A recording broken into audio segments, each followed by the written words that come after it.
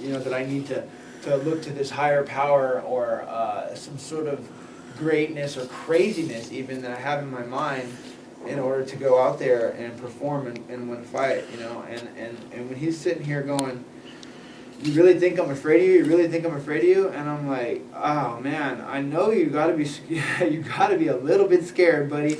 I'm scared. I've been scared every time I go out there, and that's when it comes to the social anxiety and the media anxiety. That's what he says, that I have a social anxiety or I have a problem with the media. You really think that I'm not enjoying this press days and what's been going on here, this exposing the truth? Like I don't have a problem with it. It's not it's the fighting that it's the fight I don't like. It's the fight I'm worried about, and it's the training that enhances my sense of security. And that's what. That's why I'm angry about the media when I have to do the media. It's only for to miss out. Yeah, only because I may miss out on my training, which enhances my sense of security. And I'm scared to fight. Well, you should be scared to fight. You ain't gonna win. You ain't scared. So, just wanted to get those points across. But you guys with me? Just joining us here on Tuesday. So none of what you have said over the last 2 weeks has been to sell a fight? Absolutely not. It's been honest to God truth. And I have not told a lie, but yet he said that I followed him in the hotel and chased him around. Let Dana say that. Let Dana say, he never asked for the fight either, but he did let Dana talk for him and say that, I'm the most disrespectful person ever, and he just can't wait he's going to put the worst beating on me ever. I mean, do you honestly believe that he said that out of his mouth? I don't believe that. And why wouldn't he say it to the fans? Because I wouldn't have a problem doing it. I don't need to lie to the fans about what my opinion is. I'm happy to give it. I have no anxiety or,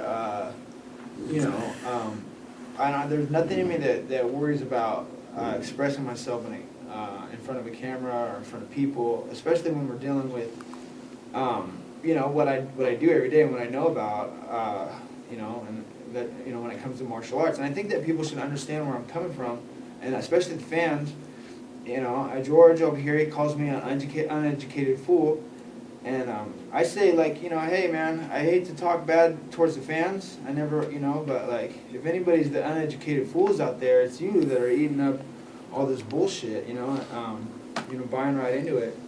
I'm like, come on, you should, it's like educate, you should be, his fans are martial artists, and they need to take it to the next level and start to understand what's what and what's real, This isn't, what's the BS that you're talking about? What do you mean by BS? When it comes to, the way that they decide that I'm the most disrespectful person, and that he asked for this fight, all these things, just so many things, it's lies. They make me the evil villain, and everybody eats it right up. It's bullshit, and. But you can correct that. Yeah, well, that's why that's why I'm here talking with you a little bit, and that's what the press conference was about, and I think that's what puts him in the position where he's frustrated and doesn't have much to say. I think my logic here is pretty much undeniable, and he doesn't really have anything to contradict it with. And that's because he's lying, and that's because he's a liar, and that the UFC and the poster making me this ugly 209 villain, and I'm a bad guy, I'm a violent person, and that's kind of funny to try to say that I'm not a violent person, but I don't want to see anybody hurt, not even George. I'm happy to win the fight. I think to ask for anything more than that, than to just win the fight, it's just asking too much, It's like I don't need to go out there in pink shorts and some crazy hair, wearing fruity colors and beat this guy in front of his hometown.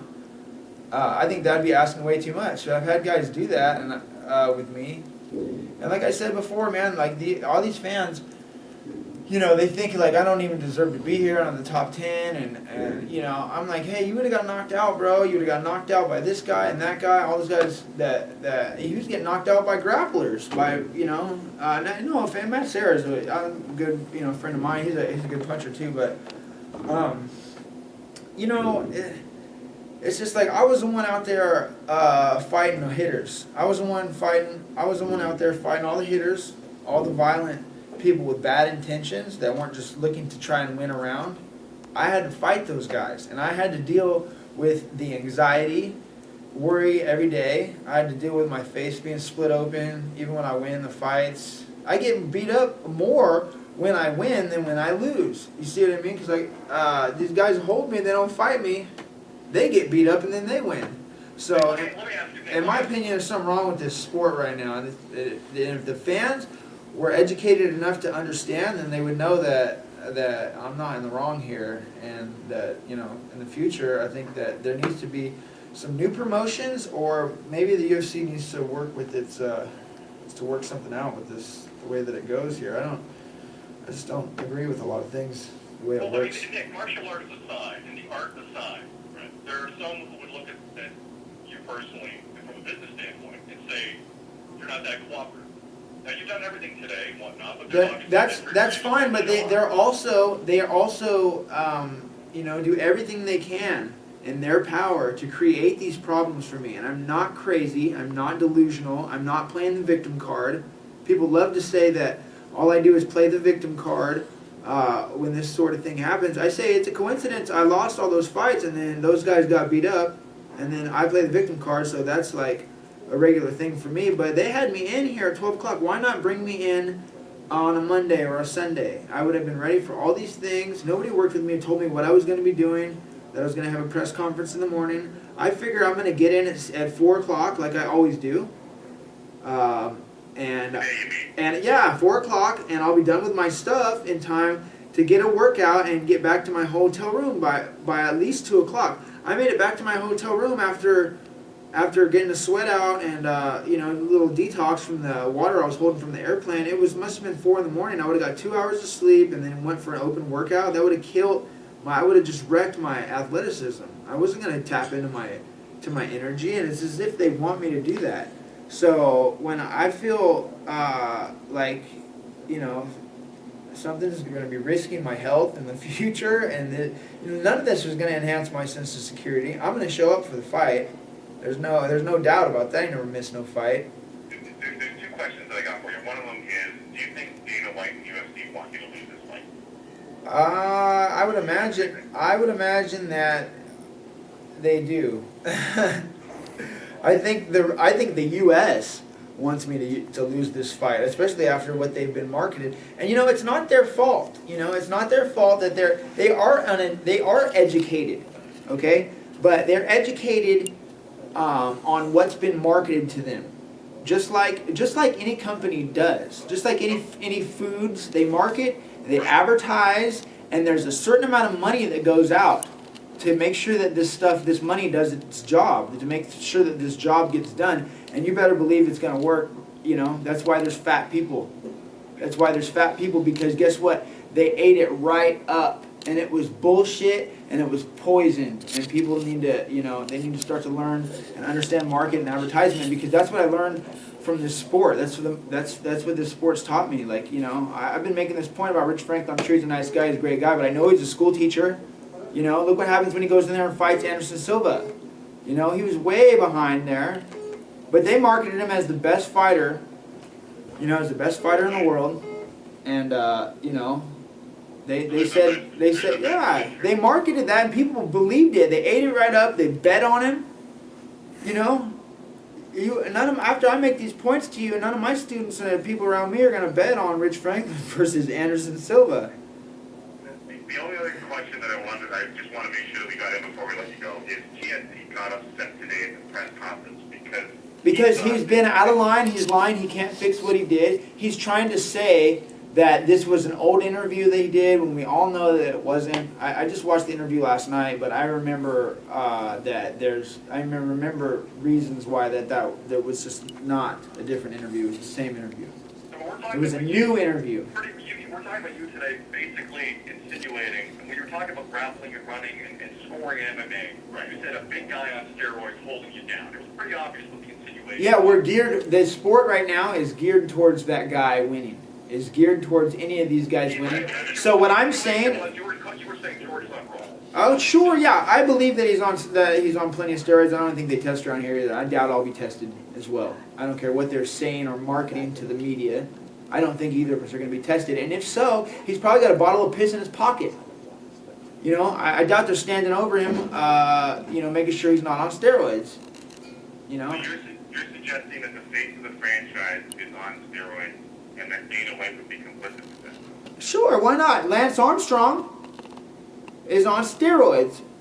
And it was really a ridiculous thing that he was on steroids, you know, that as far as he was concerned. So, you know. Nick, this is strong stuff. You guarantee me you're going to be clean after that fight? It's a strong allegation, man. Hell no, I'm not guaranteeing anything. I ain't guaranteeing. Last time I was nanograms. I didn't test positive, dude. I had like a nanogram. Okay, so I'm like 2 over nanogram over. Okay, so what? I can tell you I did a little better than last time. So if I don't pass the test, I'm sorry. But, you know, I could probably use another year off vacation. You know, it's not like I enjoy this, taking punches to the mouth. I need to feed my family that hopefully one day I can acquire if I survive this shit. You know, I don't get to just have these things. I've made this investment. You know, I haven't sat down and made any commitments to anything other than this investment in martial arts. And it is no doubt a tough way to make a living. And Nick, the last question I have for you, and you've been frank with us, and we appreciate that. Will Dana White be pissed at the things that you just said? You know, I'm sure he will. But like I said in the press conference, you know, I may not be able to keep fighting for money and for a living, but I'll always have to fight for my dignity because that's who I am. I will always tell you the truth. I'll always tell the martial artists out there of the world and the fighters and the people the truth. I'll never sell you a handful of wolf tickets that you're going to go take home, feed your family, and poison them and poison their future. It's just, it's not,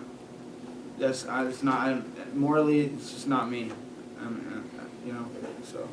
And I don't think George is a bad guy. I think he's a good guy. I don't think he deserves, you know, I don't think he deserves anything bad. I think he's a nice guy. And that's just, I think that he just put himself in a stupid position to sell this fight. And now he's even said that, you know, I'm selling the fight, just like you, man. And I'm like, right, but you know what? Like I said, I don't have to lie to you to sell the fight. I don't have to lie to the fans. I don't have to bullshit people. And, you know, I also don't have to avoid the fight to win. I also do not have to avoid the fight and nullify the action and, like, try to slam an elbow into your forehead after I held you for 5 minutes. Once you're tired, I'm going to slam an elbow into your face. Once you're frustrated from trying to fight, then I'm going to hit you with and you gas yourself out because you know you're losing the rounds, even though I could protect myself for hours on the ground. Hours on end with George fighting, as long as I'm not frustrated trying to get back to my feet and win a round, you know. So this isn't martial arts. This is a ball game. I don't have any problem not participating in this ball game once, but I'll do it as long as I'm paid in full and everything. And I signed to fight, so I'm happy. I'm obviously okay with even though I'll probably have to give it all the taxes and be broke and it's not like I've ever had anybody take care of me in that aspect. It's not like I've ever, I'll probably be broke regardless whether I keep fighting or not. You understand? But hey, you got to invest. Nick, we are way late. We appreciate it. Thank you though, yeah. And thanks for coming on today, Nick. Right on. Thank you guys, man. Appreciate it. Nick Nick, all the best this weekend. Thanks so much, man. Thank you. Thanks, guys.